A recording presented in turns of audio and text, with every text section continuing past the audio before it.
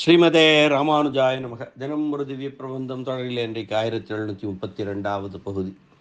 திருமங்கையாழ்வார் அருளிய பெரிய திருமொழி 9ஆம் பத்து 2ஆம் திருமொழி. திருநாகை அழகியாரை, சௌந்தர்ய ராஜப்பெருமாளை, அவருடைய அழகை வியந்து வியந்து பாடிய அச்சோப்பதிகம். அதனுடைய பலச்சுருதி, பலன் சொல்லும் பாசுரம் இன்றைக்கு நாம் அனுபவிக்கப் போகிறோம். இந்த திருமொழி கற்று வல்லவருக்கு பலன் சொல்லி நிறைவு செய்கிறார். பலச்சுருதி என்றால் அந்த பதிகம் கற்றவர்களுக்கு, அதில் வல்லவர்களுக்கு என்ன நடக்கும், என்ன பலன் என்று சொல்லக்கூடிய பாசுரம். இதிலே 3 செய்திகள் அடங்கி இருக்க வேண்டும் என்பது நியதி. அந்த பதிகம் அல்லது அந்த பிரபந்தம், அந்த நூல் யார் மேல் செய்யப்பட்டது, யார் மேல் பாடப்பட்டது, 2வது யார் பாடினார்கள், அவருடைய அதாவது பாடப்பட்டவருடைய பெருமை, பாடியவருடைய பெருமை, 3வதாக அந்த திருமொழியின் பலன், அந்த திருமொழி கற்றவர்களுக்கு, திருமொழி கற்று வல்லவர்களுக்கு என்ன பலன். அங்கே 3 செய்திகளையும் அடங்கி இருக்க வேண்டும் என்பது நியதி. அந்த அளவிலே இந்த திருமொழியின் பலன் சொல்லும் பாசுரமாக இது அமைந்திருக்கிறது. இந்த 10வது பாசுரம். அன்னமும் கேளலும் மீனும் ஆய ஆதியை. அன்னமும் கேளலும் மீனும் ஆய ஆதியை, நாகை அழகியாரை. கன்னிநல் மாமதில் மங்கைவேந்தன், காமரு சீர் கலிகன்றி. குன்றா இன்னிசையால் சொன்ன செஞ்சொல் மாலை 7ம் 2ம் ஓர் 1ம் வல்லார். மன்னவராய் உலகாண்டு மீண்டும் வானவராய் மகிழ்வு எய்துவரே என்பது இன்றைய பாசுரம். இந்த பாசுரத்தில் தான் இந்த பதிகம் யார் மேல் பாடப்பட்டது என்கின்ற செய்தியையே அவர் சொல்கிறார். இந்த 9 பாசுரங்களிலும் நாகப்பட்டினம் என்ற பெயரோ நாகை அழகியார் என்ற பெயரோ இல்லை. நிறைவில் தான் நாகை அழகியாரை என்ற சொல் வருவதனால் இந்த பதிகம் முழுக்க, இந்த திருமொழி முழுக்க திருநாகை அழகியாரை, திருநாகை சௌந்தர்யராஜ பெருமாளை மங்களாசாசனம் செய்யும் திருமொழி என்பதையே அறிந்து கொள்கிறோம். ஏற்கனவே சொன்னபடி யாரை பற்றி இது பாடப்பட்டிருக்கிறது, அவருடைய சிறப்பு என்ன? அன்னமும் கேளலும் மீனும் ஆய ஆதியை, நாகை அழகியாரை. நாகை அழகியார் இருக்கிறாரே, அழகன், அச்சோ ஒருவர் அழகியவா என்று வியந்து வியந்து பாடினாரே, அவர் யார்? அன்னமும் கேளலும் மீனும் ஆய ஆதியை. மச்ச அவதாரமும் வராக அவதாரமும் அன்னமாகவும் அவதாரம் செய்தவன். இந்த 3ஐ சொன்னாலும் கூட மற்ற அவதாரங்கள், எம்பெருமான் நாராயணன் செய்த அனைத்து அவதாரங்களுக்கும் இது பொருந்தும். மற்றவற்றையும் சொன்னதாகத்தான் எடுத்துக்கொள்ள வேண்டும்.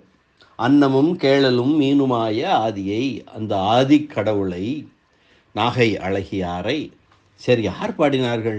கன்னி நல் மாமதில் மங்கை வேந்தன், காமரு சீர் கலிகன்றி.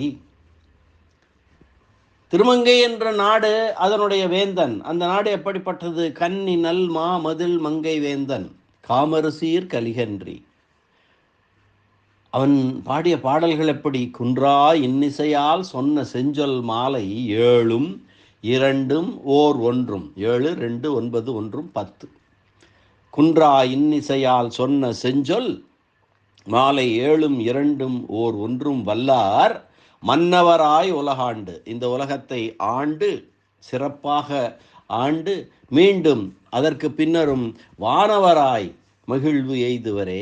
தேவர்கள் அந்த வானவராய், நித்திய சூரிகள் ஒருவராய் சென்று பரமபதம் சென்று அவனை அனுபவித்து மகிழ்ந்து வாழ்வார்கள் என்று பலன் சொல்லி இந்த பதிகத்தை, இந்த திருமொழியை நிறைவு செய்கிறார் திருமங்கை ஆழ்வார். அன்னமும் கேளலும் மீனுமாய ஆதியை, நாகை அழகியாரை. கன்னிநல் மாமதில் மங்கைவேந்தன், காமரு சீர் கலிகன்றி.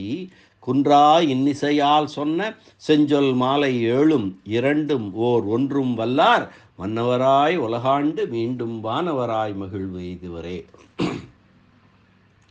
அன்னமாகவும் வராகமாகவும் மீனாகவும் அவதரித்த உலகுக்கு முழுமுதற் கடவுளாக திருநாகையில் எழுந்தருளி இருக்கின்ற அழகில் சிறந்த பெருமானை குறித்து அழிவற்ற மதில்களை உடைய திருமங்கைக்கு தலைவரும் சிறந்த குணங்களை உடையவருமான கலியன் திருமங்கை ஆழ்வார் இனிய இசையுடன் அருளி செய்த அழகிய சொல் மாலையாகிற இந்த 10 பாசுரங்களையும் கற்று வல்லவர்கள் இந்த உலகில் அரசராய் ஆண்டு அதற்கு மேலும் முக்தர்களாகி ஆனந்தம் அடைவார்கள் என்று பலன் சொல்லி தலை கட்டுகிறார் ஆழ்வார். வேதங்களாகிற கண்களை இழந்து பரிதவித்த பிரம்மனுக்கு அவற்றை மீட்டுக் கொடுப்பதற்காக மத்ஸ்யரூபியாய் அன்னரூபியாகவும் பூமி பிராட்டியின் துயரை தீர்ப்பதற்காக மகாவராக உருவத்திலும் திரு அவதரித்தவனும் உலகிற்கு முழுமுதல் கடவுளும் திருநாகையிலே அழகே வடிவெடுத்து நிற்பவனுமான எம்பெருமான் விஷயமாக அருளப்பட்டது இந்த திருமொழி.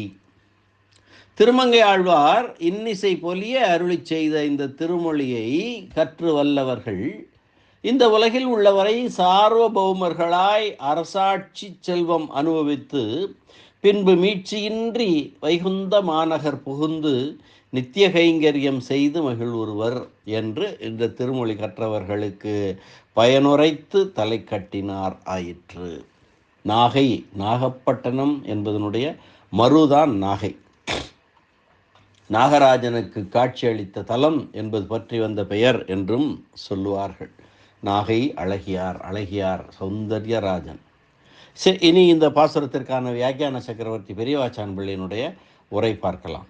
அன்னமும் கேழலும் மீனும் ஆய ஆதியை நாகை அழகியாரை இழந்த வேதமாகிய கண்களை மீட்டுக் கொடுக்க பிரம்மன் இழந்த வேதமாகிய கண்களை மீட்டுக் கொடுக்க எடுத்த அவதாரமாகிய அன்னமாகியும் ஸ்ரீ வராக புராணத்தை அருளிச் செய்தும் மத்ஸ்ய புராணத்தை அருளிச் செய்தும் இப்படி தன்னை உள்ளவாறு அறிவதற்கு வழிவகுத்து கொடுத்த உலக காரணனான எம்பெருமான் திருநாகை ஆகிய திருத்தலத்தில் அழகாலே தன்னை யாரும் விட்டு அகலாதபடி செய்து கொண்டு உகந்து அருளி இருக்கின்றான்.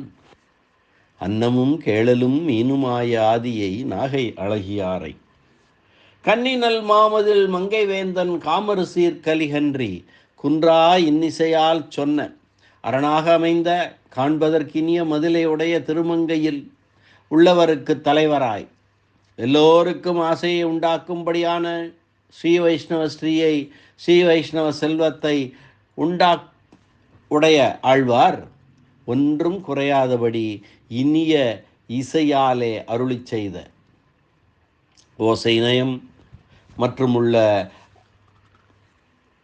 சிறப்புகளில் ஒன்றும் குறையாதபடி அருளி செய்த செஞ்சொல் மாலை 7 2 ஓர் 1 தம்மால் அளவிட முடியாமையால் பாடல்களை பிரித்து அனுபவிக்கிறார். உயிர் தோழியும் தானுமாய் அனுபவித்த பாடல்கள் 7, மற்ற எல்லோரையும் குறித்த பாடல்கள் 2, பேரு சொல்லக்கூடிய பலச்சுருதி 1 ஆக 10 பாடல்கள் என்று பிரித்து அனுபவிக்கிறார். செஞ்சொல் மாலை 7 2 ஓர் 1 வல்லார் இவற்றையெல்லாம் வல்லவர்கள் வல்லார் மன்னவராய் உலகாண்டு மீண்டும் வானவராய் மகிழ்வு எய்துவரே. இத்திருமொழியை பயிலும் ஆற்றல் உடையவர்கள் இங்கும் விரும்பிய நலன்களை பெறுவார்கள். இம்மை வாழ்வின் பயனாக நித்திய சூரிகளின் கூட்டத்தில் சேர்ந்தவராய் இனியராக பெறுவர் என்று பலன் சொல்லி நிறைவு செய்கிறார். மன்னவராய், சரி, இந்த பதிகம் படித்தவர்கள் அனைவருமே மன்னவர்களாகி விடுவார்களா? அரசராகி விடுவா? அப்போ எவ்வளோ பேர் அரசர்களாக இருப்பது என்பது ஒரு ஐயம் வரலாம். அந்த காலத்தில் அரசராயிருப்பது, அரசர் பதவி என்பது உயர்ந்த பதவி. இப்பொழுது அதை எப்படி எடுத்துக்கொள்ள வேண்டும் என்றால், நல்ல மகிழ்ச்சியுடன் கல்வி செல்வம், பொருள் செல்வம் மற்றும் அனைத்து செல்வங்களும் பெற்று சிறந்து ஒரு மதிக்கத்தக்கவராய், சமுதாயத்திலே மதிக்கத்தக்கவராய், தன் சொல் எடுபடும்படியாக அவரிட்ட வழக்காக இருக்கும் வகையாக சிறந்து விளங்குவார்கள் இந்த பூமியிலே இருக்கும் வரை என்று எடுத்துக்கொள்ள வேண்டும். அப்படி இந்த ஊரிலே, இந்த உலகத்திலே, இந்த லீலா விபூதியிலே நன்கு சிறப்புற வாழ்ந்து பின்னரும் அது முடிந்த பிறகு, இந்த வாழ்க்கை முடிந்த பிறகு நித்திய விபூதிக்கு சென்று அங்கும் அந்த நித்திய சூரிகளின் கூட்டத்தில் சேர்ந்து எம்பெருமானை எப்போதும் அனுபவித்து அந்த ஸ்ரீயுடன், அந்த செல்வத்துடன் வாழ்வார்கள், இனியராக பெறுவார்கள் என்ற பலன் சொல்லி நிறைவு செய்கிறார். இங்கும் இந்த நில உலகிலும் எம்பெருமானுடைய வைஷ்ணவ ஸ்ரீயை அடைந்து வாழ்ந்து சிறப்புற வாழ்ந்து அங்கும் பரமபதத்திலே சென்று அங்கும் எம்பெருமானுடைய அருளுக்கு அவருக்கு கைங்கரியம் செய்து அவனோடே இருந்து நித்திய சூரிகளுடன் இருந்து மகிழ்வாய் வாழ்வார்கள் என்று பலன் சொல்லி நிறைவு செய்கிறார் திருமங்கை ஆழ்வார். அற்புதமான ஒரு ஒரு ஒரு பாசுரம், பலன் சொல்லும் பாசுரம். மீண்டும் ஒருமுறை பாசுரத்தை அன்வயிக்கலாம். அன்னமும் கேழலும் மீனும் ஆய ஆதியை நாகை அழகியாரை கன்னி நல் மாமதில் மங்கை வேந்தன் காமரு சீர் கலிகன்றி குன்றாய் இன்னிசையால் சொன்ன செஞ்சொல் மாலை ஏழும் இரண்டும் ஓர் ஒன்றும் வல்லார் மன்னவராய் உலகாண்டு மீண்டும் வானவராய் மகிழ்வு எய்துவரே என்ற இந்த பாசுர அனுபவத்தை இந்த அளவிலே நிறைவு செய்து மீண்டும் நாளை இந்த திருமொழியின், இரண்டாம் திருமொழியின் பாடல்களின் கருத்து, ஒரு சுருக்கமான கருத்தினை தொகுப்பாக மீள்பதிவாக நாம் நாளை அனுபவிக்கலாம். மீண்டும் நாளை சந்திப்போம். நன்றி, வணக்கம். ஸ்ரீனிவாச வெங்கடேச ராமானுஜதாசன் திருவரங்கம், நாகை அழகியார் சௌந்தர்யராஜ பெருமான் திருவடிகளே சரணம். அரட்டமுக்கி அடியார் செய்யும் கலிகன்றி திருமங்கை ஆழ்வார் திருவடிகளே சரணம். உரைப்பெருமன்னர் வியாக்கியான சக்கரவர்த்தி பரம காருணிகர் பெரிய வாச்சான் பிள்ளை திருவடிகளே சரணம். ஆழ்வார் எம்பெருமானார் ஜீயர் திருவடிகளே சரணம்.